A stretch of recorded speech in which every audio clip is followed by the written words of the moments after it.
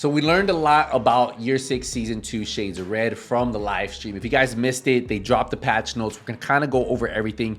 We do know that Theo is our target. If you notice, it says right here, it says Year 6 Season 2 Shades of Red is making the start of a new seasonal journey with Aaron Keener in custody at the White House. Hopefully you guys have forgotten there. He aims to strike a deal with the division. Before agents can learn what he knows, they have to secure the rest of the members of Keener's team, and we have to start with Theo Parnell.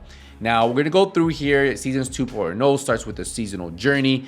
Now, the new seasonal journey introduced a structured progression system with 7 missions, each containing 8 objectives. It is designed to guide players through the early stages of each new season, offering a mix of challenges and goals that introduce key mechanics. Available from level 1, even new players can jump right in. So that's a good thing. So new players, if you guys are getting into division, don't worry, you guys can do it. If you want to start a new account to do this, you guys can. The entire seasonal journey unlocks at the start of the season. As you complete each mission objective, you earn various rewards, including XP, seasonal pass XP progression boost items, resources, and active modifiers. Completing the entire journey will grant you a unique cosmetic item. So if you guys complete everything, you're rewarded with loot. Then they get into seasonal modifiers. The seasonal modifiers are essential to each season's unique gameplay, spicing up the usual rules and mechanics of the gameplay. There are 4 distinct types of modifiers, each playing a crucial role in shaping the player's experience. Now, for global modifiers that set the overall theme of the seasons are active at all times, while the system is enabled, affecting the core gameplay loop. And I think this one is the distance modifier, but we'll find out in a little bit. The season is this theme is range. Well, we did. The global modifier point blank grants a bonus damage based on the distance you are from the enemy. Now, you have active modifiers that function like ultimate abilities, giving your character a short burst of power. Players can choose from a selection of active modifiers, but only one can be equipped at a time. This season, they manipulate the range zones set by the global modifier. Passive modifiers, they work in conjunction with the global modifier, adding extra bonuses. Players can equip up to 3 passive modifiers simultaneously. In the first season, these modifiers provide additional benefits based on the range zones for the global modifier. So passive modifiers technically are always active, but you have to set them. Active modifiers can only be used a short period of time.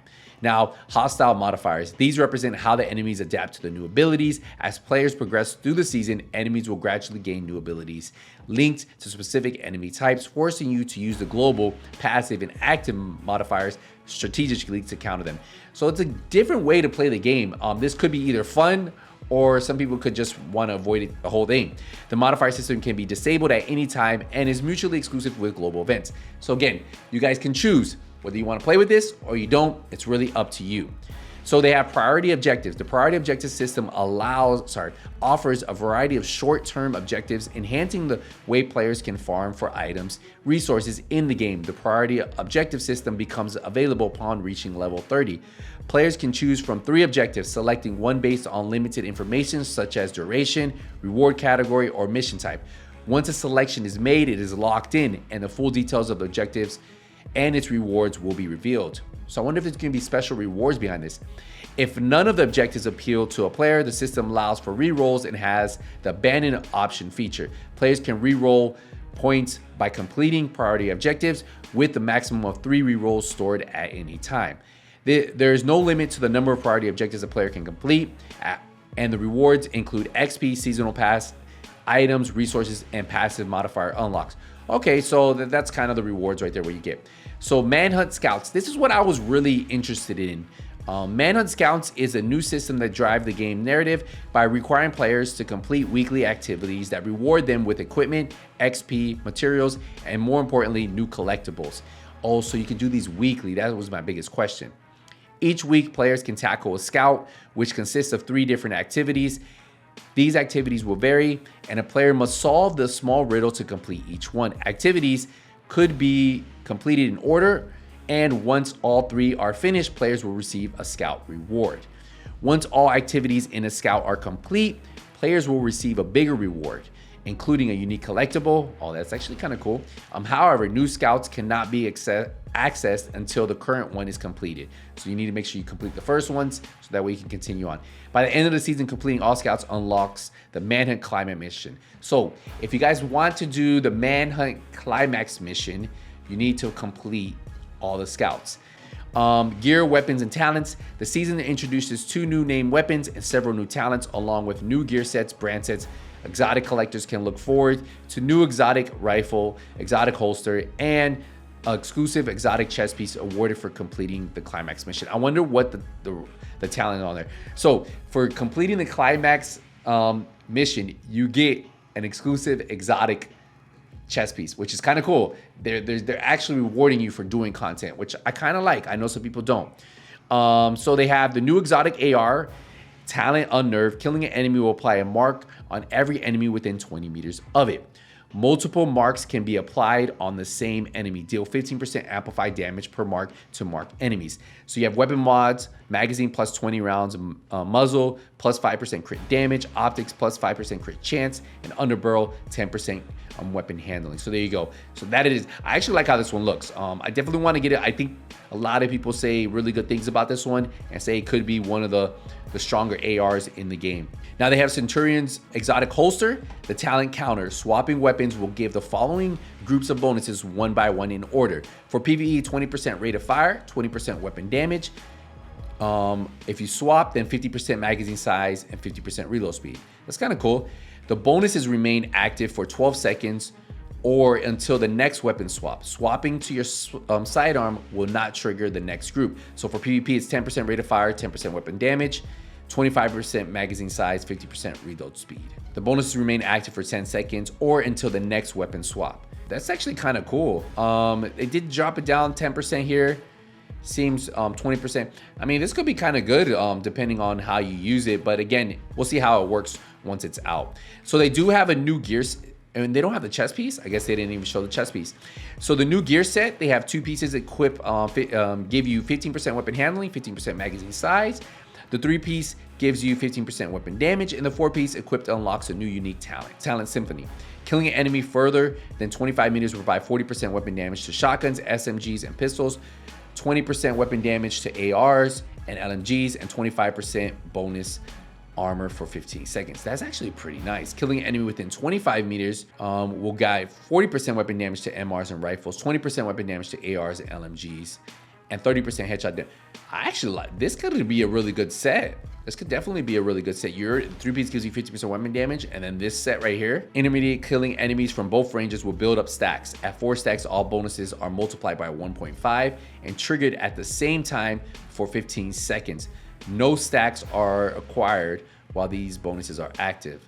Chest and backpack talent. So the chest piece is going to give you double the weapon damage bonuses of Symphony, and then the backpack bonus is going to give you decrease the number of stacks needed to proc Symphony double. This could be a good PvE set. All right, and then they have a brand set. The 1-piece gives you 30% swap speed. 2-piece gives you 70% optimal range. 3-piece gives you 15% weapon damage. Now there is a new name backpack talent. Amplifies total weapon damage for 10 seconds when swapping between your primary and secondary weapons if they are different. 45% to enemies within 15 meters for shotgun. 35%. This set could be good. Like if you run like an AR shotgun set for this backpack, 45% enemies further than 25 meters for rifles. For PvP, 35% enemies further. So within 15 meters, 35% extra damage. For PvP, 20% enemies within 15 and 20 LMGs and ARs. So 35% enemies further than 25 meters, 20% at most once per 5. This is actually not a bad set. A brand set, the named. And then there's a name mask, which has 50% optimum range, probably trash. This backpack though, could be something. Could definitely be something. So this is kind of what the set looks like. You can see here, this green part is actually, that's going to be part of the apparel item you get from the seasonal pass. Players can obtain the gear set through seasonal caches by progressing through the final 3 chapters of the seasonal journey, or by exploring the open world. It can be farmed through targeted loot. Same way as always. The new named weapons or talents, the drill on the carbine 7, perfect precision strike, killing enemies further than 20 meters builds up a stack, max stack 2. Hitting enemies with 20 meters will use all the stacks provided, 35% amplified damage to enemies within 20 meters for 5 seconds. Now the GR9 has called a talent, what's called the cricket, perfect precision strike, same one. And then I guess the talent's just precision strike. Killing enemies further than 20 meters builds up a stack, max stack of 3. Hitting enemies with 20 meters will will use all stacks to provide 20% amplified damage. So we'll have to see how this one works, but that's a new talent. Could be good on the Carbine 7, to be fair. All right, so here we go. The Master Climax mission introduces a brand new difficulty level, exclusively available to the Manhunt Climax missions. This level is designed for the most hardcore players seeking an extra challenge. Those who rise to the occasion will be rewarded with special bonuses such as additional XP, higher quality loot, resources, in-game currencies, and unique vanity items. Additionally, successfully completing the Master Climax mission grants players the exotic chest piece Provocator as a special reward. So receive 35% damage resistance from enemies within 15 meters. Now, how does this work in PvP? That could be something pretty crazy. So now they do have a balancing of existing gear. They talk about the sledgehammer weapon talent, and then they talk about the mosquito song. You guys can take a look at that. The following rifles, MMRs, will become fully automatic. You guys know that it's just like a lot of the games, you just hold down the trigger, it shoots. It's not gonna mean that the lightweight M4 is gonna shoot as fast as the police M4. They still have low fire rates, but again, you can just hold them and then they will just automatically fire. Now they updated the loot pool named weapons in TU22. A fresh branch of named weapons will be added to the loot pool for missions and mission bosses. While the original loot tables remain unchanged, they now offer additional opportunities to tame these new items. Although these items have higher drop rates, they are not guaranteed rewards and may require multiple attempts to acquire them. Likelihood of the weapons dropping increases. So if you guys want to look at them, so Camp White Oak, Pyromaniac, Mechanical Animal, Kingbreaker, the Pentagon, New Reliable. Again, a lot of these can drop there, but does not mean that it's guaranteed, right? You could probably get something else. But if you're looking for one in particular and you're like, man, maybe I haven't found this weapon, I haven't found one on here that I really need, the Prophet, right? Airspace Museum, you could do that a few times. Maybe you get a little bit of a chance to get that. So that's something for you guys. Now you can actually farm.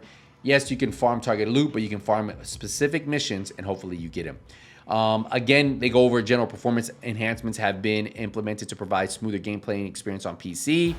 We'll go through all these. Move the chest and backpack, gloves, and knee pads appearance mods from inventory modding menu to the apparel menu.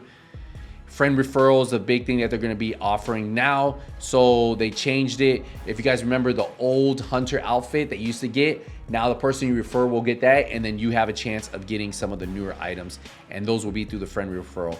The seasonal pass, optional seasonal pass is available for the Division 2 players starting at level 1, price at 1,000 premium credits or $9.99, or your regional equivalent, so $10, guys. And then it says, additionally, players can opt for the Premium Plus option available for 3,000 premium credits, $30, which bundles the Premium Season Pass with multiple rewards offering even greater value. Wait, what? Players with Seasonal Pass can gain access to the following premium track rewards: 10 gear dies, 10 weapon skins, 2 outfits, 2 new prestige arm patches. Moreover, players can earn 400 virtual currency by progressing through the Seasonal Pass and the Premium Track. But that's not all. Free players can now receive cosmetics in the Season Pass. The free track allows 1 outfit, 1 weapon skin allowing every agent. And then they have the one-time offer if you guys want to grab that. And that's pretty much it, guys. So there's a ton of information in this. I will say, I'm not sure how this will bring players back. I think some players will enjoy it, some players won't. But yeah, that is the total patch notes. Let me know what you guys think. I'm a little thrown off by this seasonal pass right here, where it says the optional seasonal pass available for Division 2 agents starting at $10, but additional players can opt into the Premium Plus option. What is the difference between the two? You know, like, players with Season Pass can earn the rewards. So you still get the 2 outfits, 2 new 10 weapon skins, 10 gear dies. So what is the plus? Like, I'm confused. All right, guys, let me know what you guys think. Those are the patch notes. I'll see you guys in the next one. Hey, nothing but skills out. Take it easy, everybody.